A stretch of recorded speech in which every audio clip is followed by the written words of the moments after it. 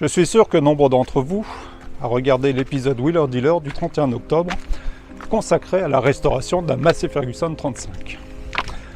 Malgré l'agaçante facilité d'Aurélien à faire en une semaine, ce qui me prendrait un an, j'ai bien apprécié l'épisode. Toutefois, il ne faudrait pas que les vendeurs s'imaginent qu'un vieux tracteur au moteur rincé vaut 1 500 €, auquel cas il faut que je me précipite sur toutes les radouilles du Bon Coin avant que leur code n'explose. À ce sujet, mettez-moi dans les commentaires si vous pensez que collectionner les vieux tracteurs est un bon placement. En attendant, je vous invite à continuer le travail sur le Massey Ferguson 30 à un rythme plus laborieux.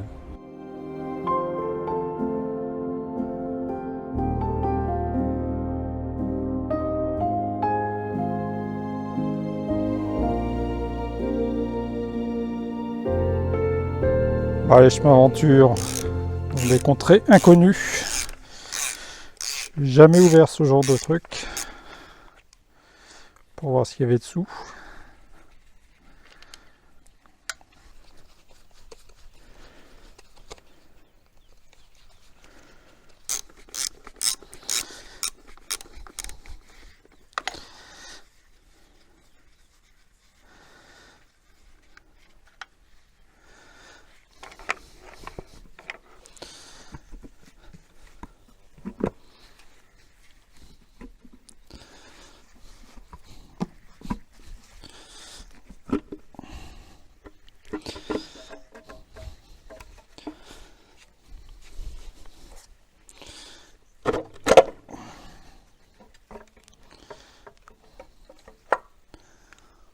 Oh oh!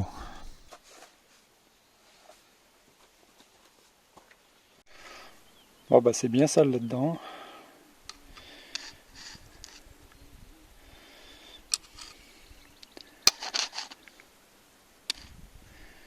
Une bonne couche de cambouis partout.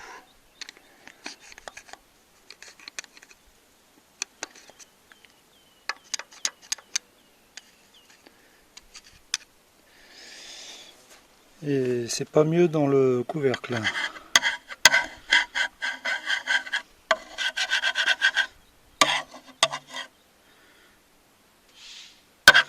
Bon, petite séance de nettoyage. Bon alors, est-ce que c'est l'accumulation normale de saleté au cours des ans, ou est-ce que c'est révélateur d'autre chose? Si vous savez, mettez-moi ça dans les commentaires. Alors, autre chose que j'aimerais bien tester, c'est si je fais tourner le ventilateur, est-ce que ça fait tourner? Non, ça fait pas bouger les soupapes. Ok, donc le ventilateur, oui, c'est juste une courroie qui glisse, quoi. C'est pas comme ça que j'ai entraîné le moteur. Bon, j'ai bien essayé de faire tourner le vilebrequin avec une clé molette là, mais j'arrive pas à atteindre l'écrou de la poulie. Donc je pense que je vais pas échapper au démontage du radiateur.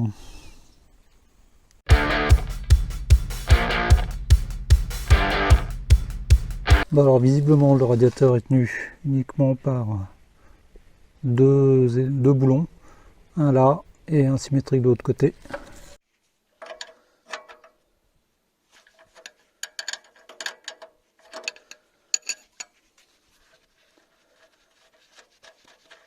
Je vais essayer de le vidanger par là, mais j'ai pas d'espoir.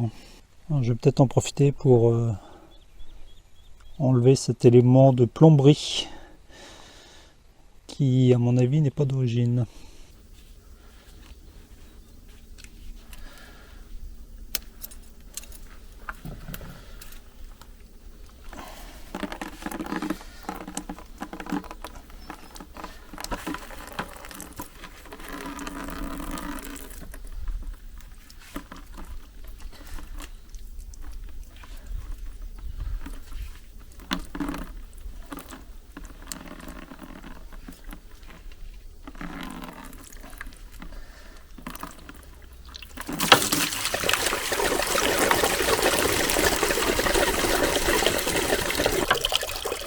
Bon bah au moins il y avait du vrai liquide de refroidissement.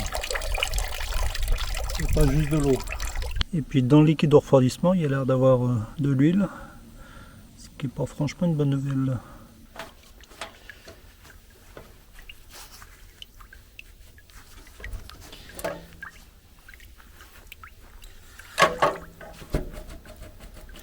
Allez, voyons si cette bestiole va partir.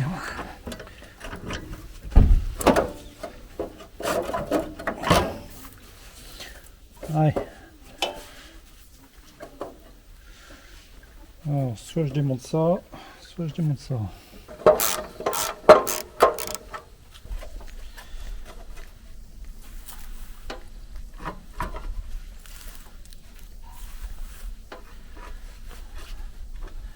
Et non, ça ne suffit pas.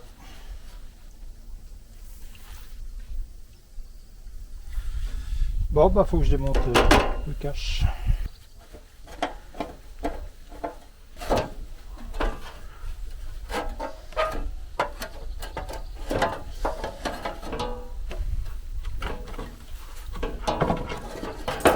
Voilà. Bon, est-ce que j'ai meilleur accès maintenant? Ou est-ce qu'il faut que je démonte le ventilateur là?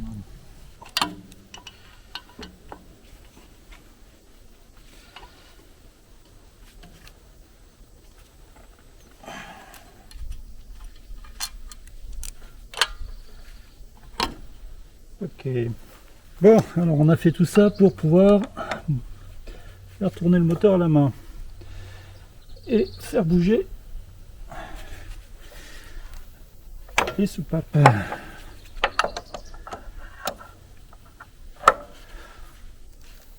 Ok, ça bouge, c'est bien, bonne nouvelle. Bon, maintenant, ce soir, travail théorique, travail de recherche pour comprendre comment on différencie une soupape d'échappement d'une soupape d'admission et comment on règle le jeu aux soupapes.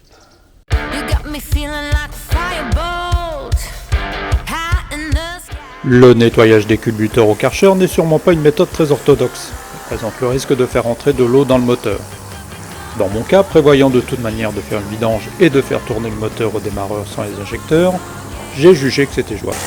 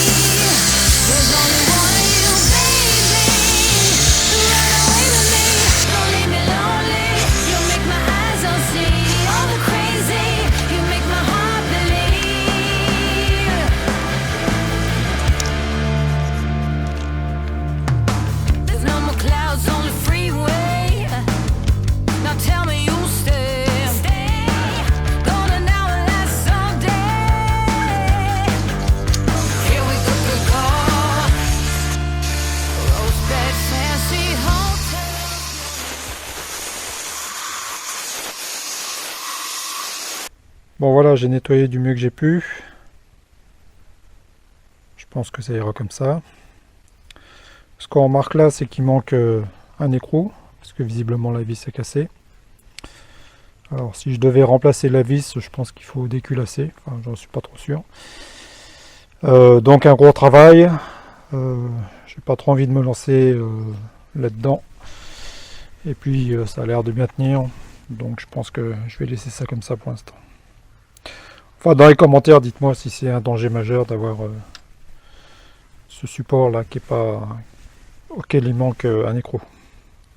Bon, nettoyage du couvercle de culasse. J'ai déjà retiré le plus gros. Maintenant, il faut finir. Et pour ça, essence C.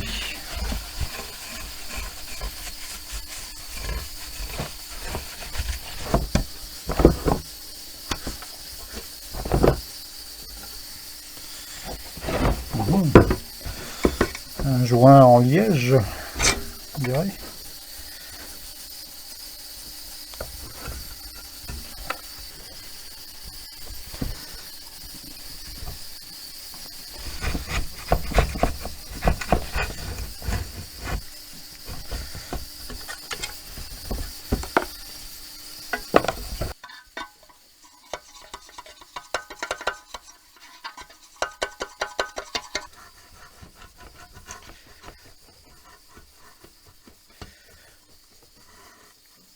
Le lave-vaisselle est un moyen très efficace de finaliser le nettoyage d'un cache-culbuteur. Encore faut-il ne pas se faire prendre. Regardez comme elle est impeccable.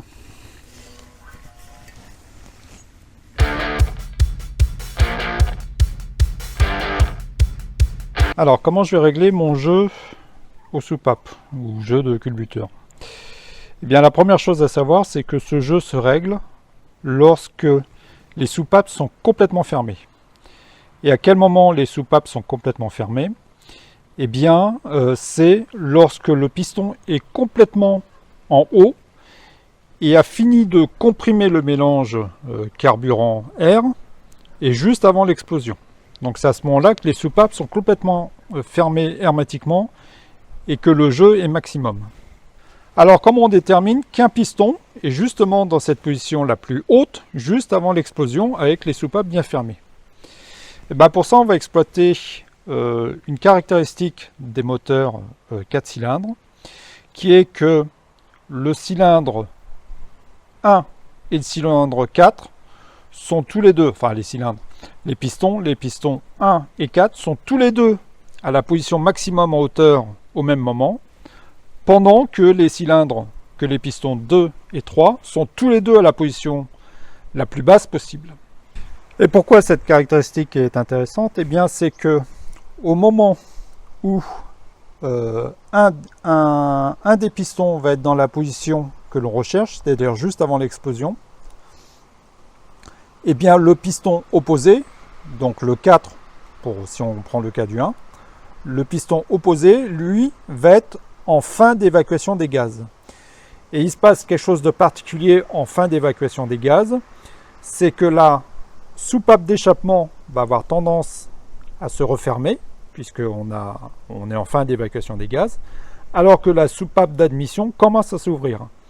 Et il y a un moment particulier où les deux soupapes se croisent, c'est le moment, ce qu'on appelle le moment de balance, et à ce moment précis, on sait que le piston opposé, lui, est exactement à la position juste avant l'explosion, donc la position qu'on recherche. Donc il va falloir chercher le point de balance, par exemple sur le piston 4, pour savoir que le piston 1 est dans la position qu'on recherche. Et inversement, si le piston 1 est en point de balance, c'est que le piston 1 est dans la position que l'on recherche. Même chose pour les pistons 2 et 3.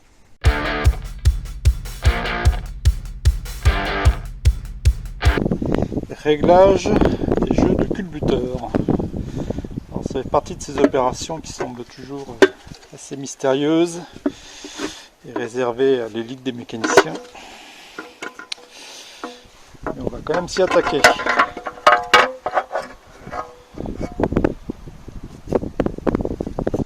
Bon, là normalement je suis en début de cycle. Donc mon admission va s'ouvrir pour faire entrer de l'air frais.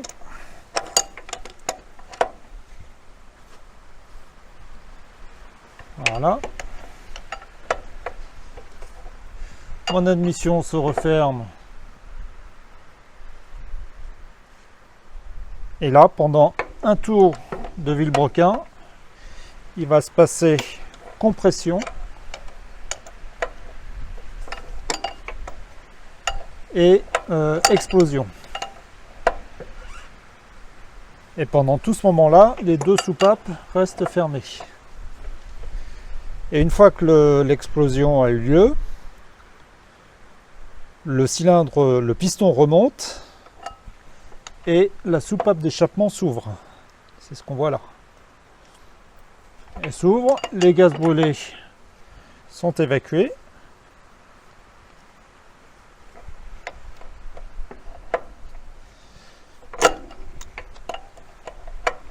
En fin d'évacuation, la soupape d'échappement se referme et de nouveau la soupape d'admission va s'ouvrir. Et c'est précisément le moment où elles se croisent qu'on est au point de balance. Alors on va essayer de le trouver. Donc là, mon admission se baisse un peu. Donc je vais un peu revenir. Je vais tourner dans l'autre sens. Voilà. Voilà. Là, mes deux soupapes sont à la même hauteur, donc là je suis au point de balance. Bon. Alors là j'ai mon jeu maximum qu'on va contrôler. Donc pour le Perkins à 407, le jeu maximum c'est 0,30 mm sur les deux soupapes, aussi bien admission qu'échappement. Donc au moins on risque pas de se planter. Bon, là je dirais que le jeu il est pas mal, hein. Ouais, ça me semble correct. Peut-être un petit peu.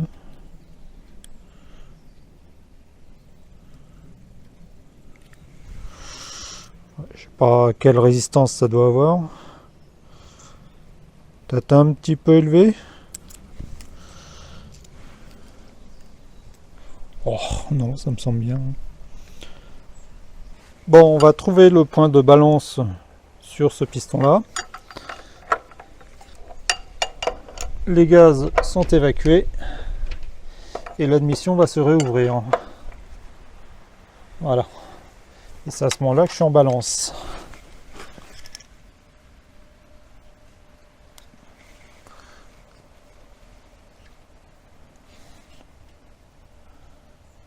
Ok. Ok. Je cherche. Voilà, là c'est bien. Donc là je suis en balance sur ce cylindre là. Donc mon cylindre 4 doit être juste au moment de l'explosion et donc au jeu maximum.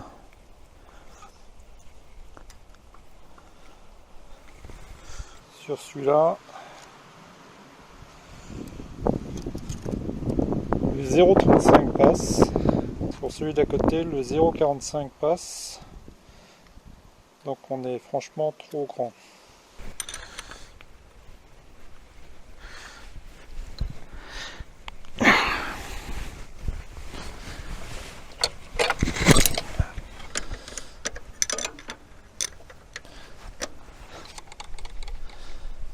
Ok.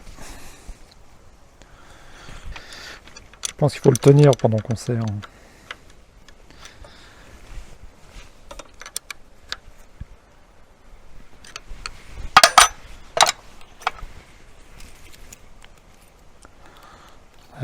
Là ça passe et le 0,35 ne passe pas. Donc on est bon sur celui-là. Impeccable. Bon bah il n'y en a plus que 8 à faire comme ça. Je resserre un petit coup pour être sûr. Allez, cette soupape. Ok.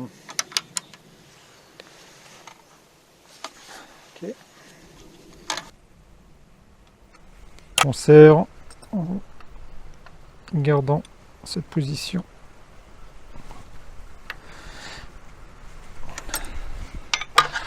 Est-ce qu'on est toujours bon?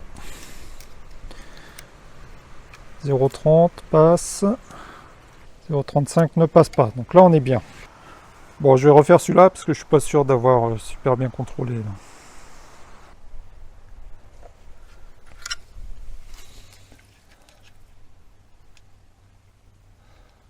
Je refais ma balance. Ok.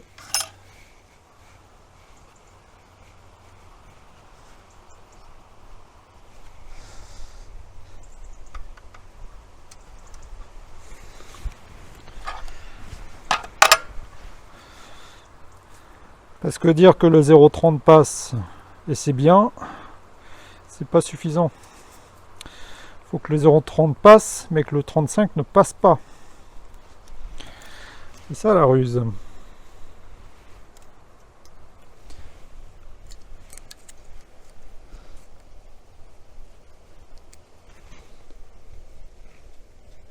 Et là, le 35 passe. Et là aussi. Donc ça va pas. Donc je vais faire ça. Donc là je dévisse. Ok. Et là, il faut que je visse.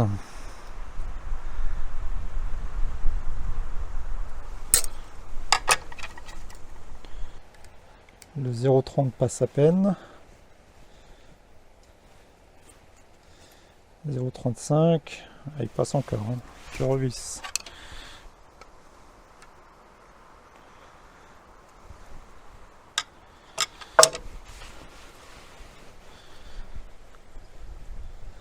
Au 35, là il passe plus. 0,30 non plus, trop vissé. Je dévisse.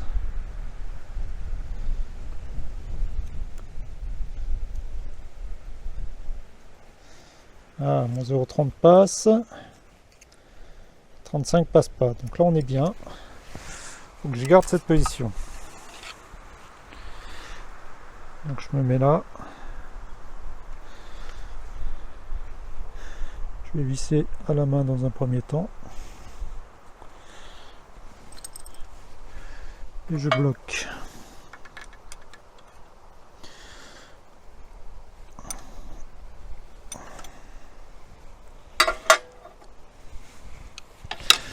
Est-ce qu'on est toujours bon? Le 30 passe. 35. Non, il passe pas, ça va. Non, il passe pas. Allez, celui d'à côté. On dévisse.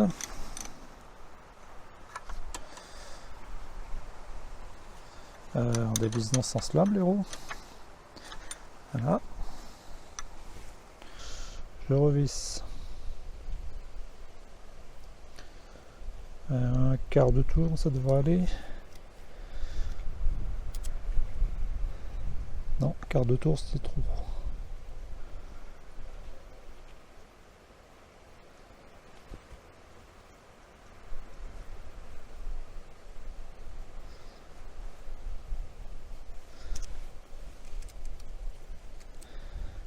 Voilà, c'est bien. Bon, bah, faut garder en mémoire cette position de vis. Essayer de pas changer.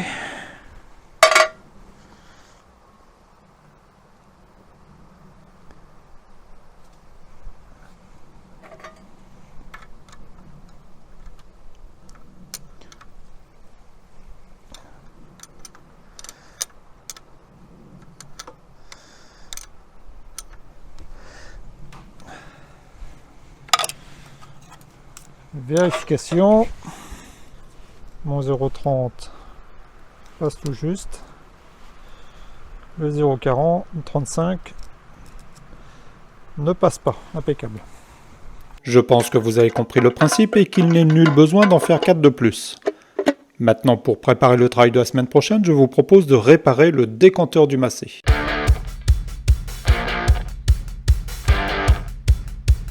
J'ai un petit problème avec mon tamis. Vous voyez, il est détaché de la couronne là. Alors, j'arrive pas à trouver cette pièce au détail. Bien sûr, on peut racheter tout le décanteur, mais c'est quand même 60 € plus les frais de port, c'est-à-dire plus d'un sixième du prix du tracteur, ce qui m'embête un petit peu. Donc je vais déjà essayer de réparer ça. Alors j'hésite entre de l'époxy et une soudure à l'étain. J'ai aucune idée de ce qui marcherait le mieux. Je pense que l'époxy c'est la solution la plus prudente dans un premier temps. Alors j'ai ça, Power Epoxy de Loctite. Donc ça marche sur tous les métaux et ça résiste à l'eau et à l'huile. Espérons que le gasoil soit suffisamment proche de l'huile pour que ça fonctionne aussi. Voilà.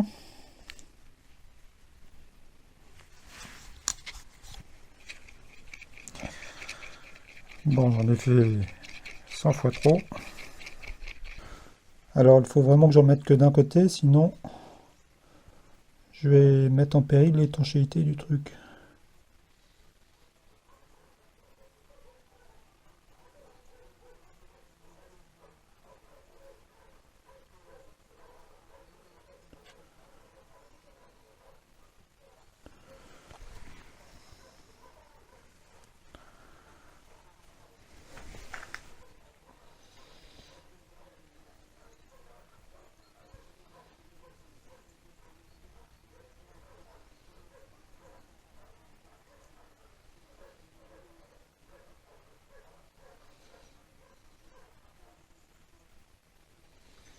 Bon, ça a pas mal marché mon petite réparation à l'époxy. Maintenant, je vais juste passer un petit coup d'abrasif derrière pour avoir une portée propre. Et puis ça sera bon.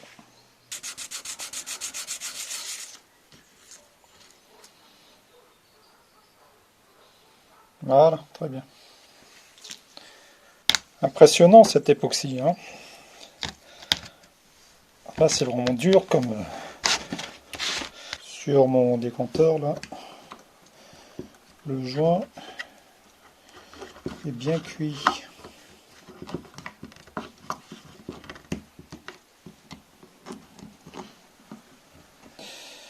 Alors, j'ai cherché si je pouvais obtenir ce joint au détail. C'est pas possible.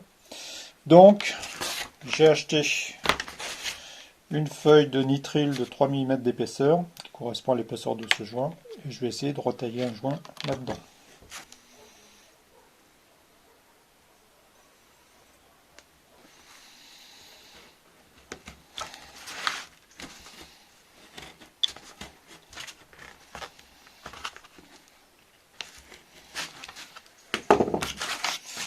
Bon, c'est pas super beau, c'est pas super à la taille, mais ça devrait le faire quand même. De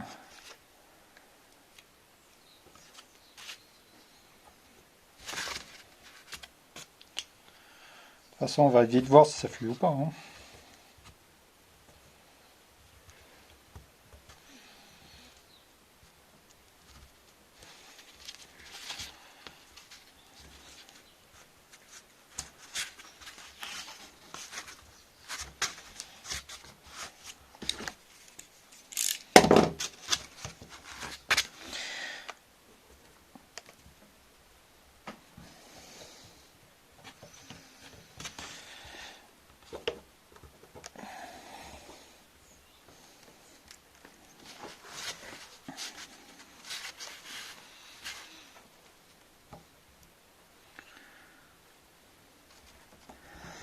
Allez. Bon, je ne vais pas éclater le verre. Ouais, je suis en train de casser le verre là. Donc je vais tailler dans du 2 mm plutôt que du 3 mm.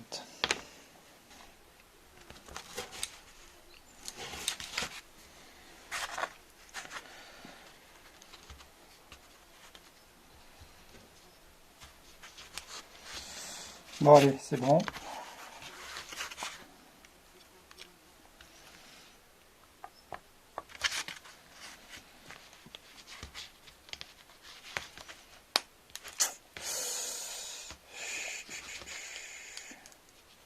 Ah, c'est en train de se péter ce truc.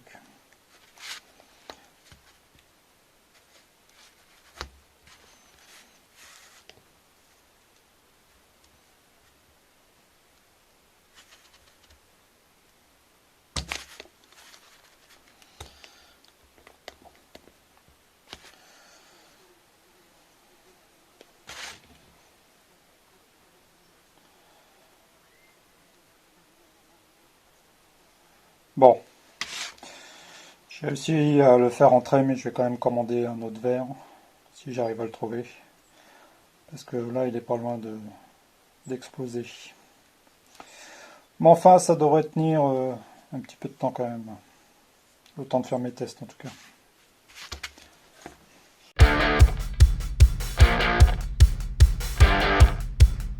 La semaine dernière, la bétonnière nous a lâchés. Vous avez été nombreux à indiquer que c'était certainement un problème de condensateur.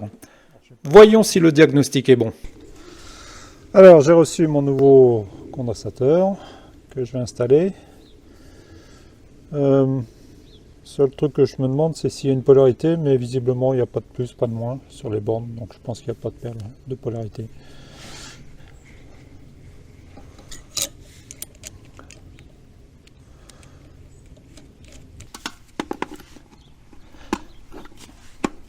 Est-ce que ça va marcher? Croise les doigts. Ouais!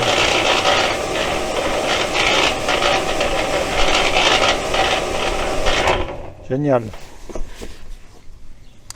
C'est toujours satisfaisant de réparer un truc. Et bien c'est sur cette grande victoire que nous concluons cet épisode. La semaine prochaine, nous essaierons de nous faire une idée de la santé du moteur en prenant les compressions. Et encore une fois, nous verrons que ce qui est sur le papier assez facile se révèle beaucoup plus compliqué à mettre en œuvre dans la vraie vie.